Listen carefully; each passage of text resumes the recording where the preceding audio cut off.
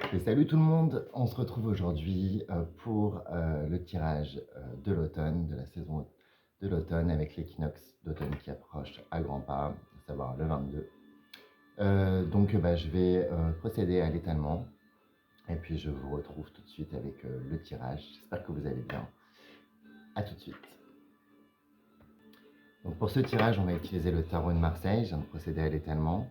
On ira compléter avec une carte conseil du tarot de Zigane.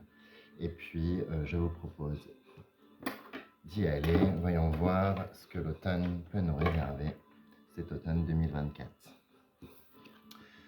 On a un 10 de coupe. Ok.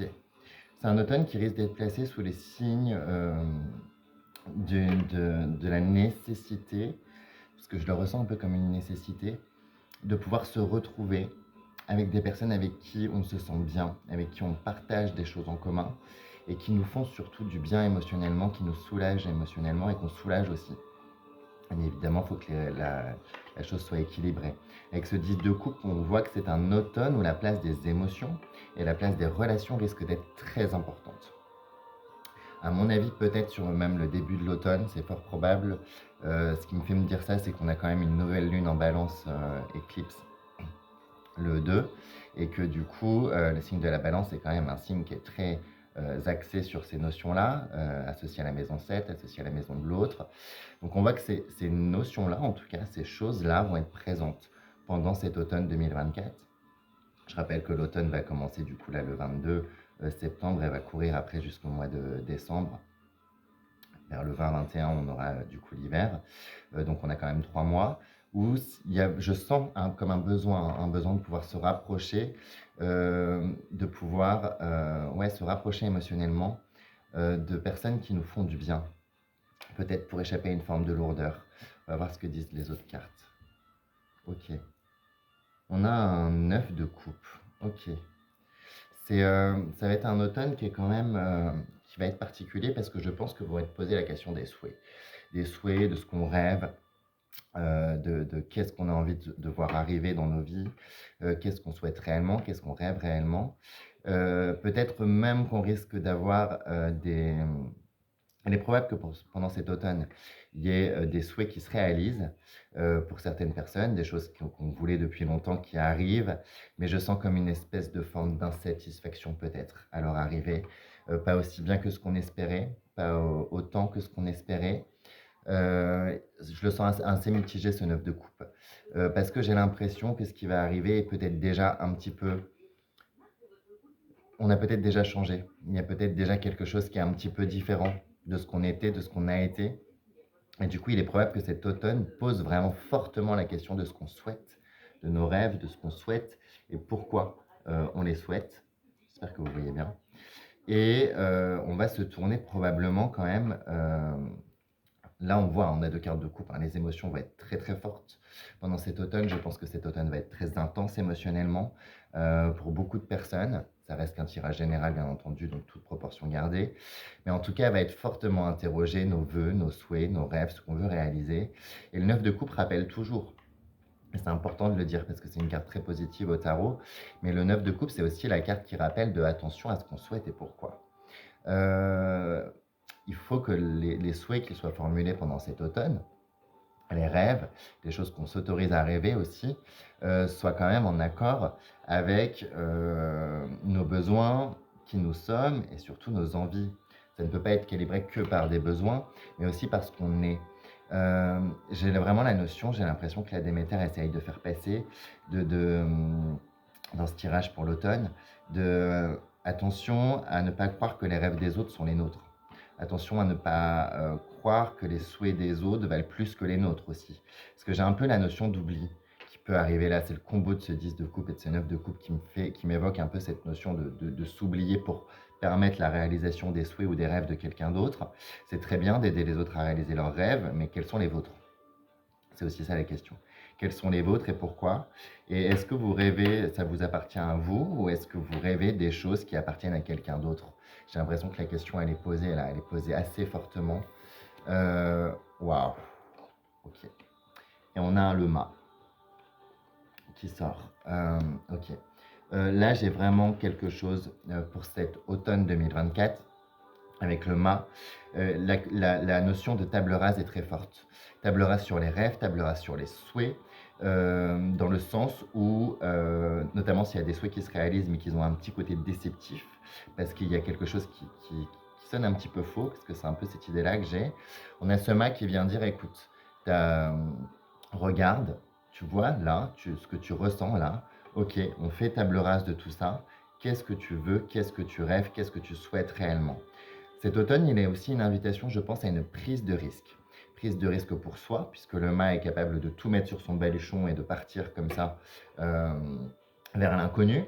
C'est une ouverture vers l'inconnu. Cet automne peut être une ouverture vers l'inconnu. Un inconnu sur les rêves et les souhaits, un inconnu sur nos relations, et aussi d'utiliser nos émotions comme porteuses de mouvement vers ce OK, j'ai besoin de partir dans ce voyage. Je pense que il y a vraiment quelque chose là que le MAV vient souligner, c'est à quel point on a peut-être été trop strict, trop sévère, trop strict, trop sévère avec nous-mêmes, avec les exigences, avec les impératifs. Et ce mât arrive comme pour dégoupiller quelque chose qui était en train de l'oppresser, de le restreindre. Le mât peut être vu aussi comme une carte des fois d'inconséquence. Moi, je ne trouve pas, en tout cas là, je le ressens pas comme ça. C'est que je pense que le mât vient vous rappeler que cet automne, j'ai l'impression que le message que Déméter essaye de vous dire, c'est un peu quand est-ce que tu vas commencer à vivre. Mais vivre réellement, vivre pour toi. Quand est-ce que tu vas commencer à te détacher des impératifs, de choses qui peut-être sont nécessaires, mais qui en tout cas ne sont pas vivre. Je pense au travail, par exemple, on travaille pour pouvoir vivre, manger, etc., machin, parce qu'on a besoin de gagner de l'argent dans ce monde capitaliste, mais on ne vit pas. S'il y a des gens qui vivent pour travailler, mais est-ce qu'on veut vraiment vivre pour travailler dans des boulots où on est mal payé, par exemple, et où on est mal considéré? Je pense que la question, elle est posée très fortement par le mal, là. C'est-à-dire qu'il n'y a pas de bonne réponse ou de mauvaise réponse. La réponse, elle est très relative à vous. Mais en tout cas, sont interrogés les rêves, les souhaits, et quand est-ce que tu vas commencer à vivre? J'ai l'impression qu'il peut y avoir une prise de conscience assez forte de, d'un sentiment de quelque chose d'assez vain. Et c'est aussi pour ça que ce 10 de coupe va peut-être nous aider et nous retourner vers les gens avec qui on partage des choses qui sont proches de nous, d'une intensité émotionnelle.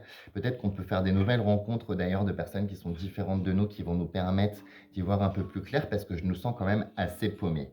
Je pense qu'on sait plus ce qu'on veut, on sait plus ce qu'on va rêver, on va être comme ça un peu dans le flou, et en même temps on est invité par ce flou à prendre mouvement, à récupérer le peu qu'on a et à partir. On va aller tirer un conseil du tarot de Zigan de la part de Déméter pour cet automne 2024. Waouh, il y a l'ours. Vous voyez cet ours, il est sur cette carte, il est représenté en ourson, c'est au béro. Il est carrément donc représenté en bébé ours et il est muselé. Et la carte de l'ours, elle vient nous rappeler qu'il est très facile de restreindre le potentiel de quelqu'un, qu'il est très facile de restreindre notre potentiel, qu'il est très facile aussi de se retrouver piégé et pas à l'aise. Et ce bébé ours, il a beau être qu'un bébé, on sait déjà qu'il peut devenir dangereux, donc on le piège déjà, on le restreint déjà. Le conseil de Déméter, ça serait peut-être de là d'enlever ses muselières et d'accepter que la croissance, le fait de grandir, l'expansion qui peut nous être donnée, elle est peut-être pas là où on l'attendait.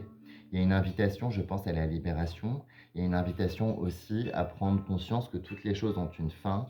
Et je sais pas, enfin pour moi, j'ai quand même l'impression que là se pose la question, si vous mourrez demain, est-ce que vous mourrez satisfait de ce que vous avez accompli? Est-ce que vous mourrez avec un sentiment agréable?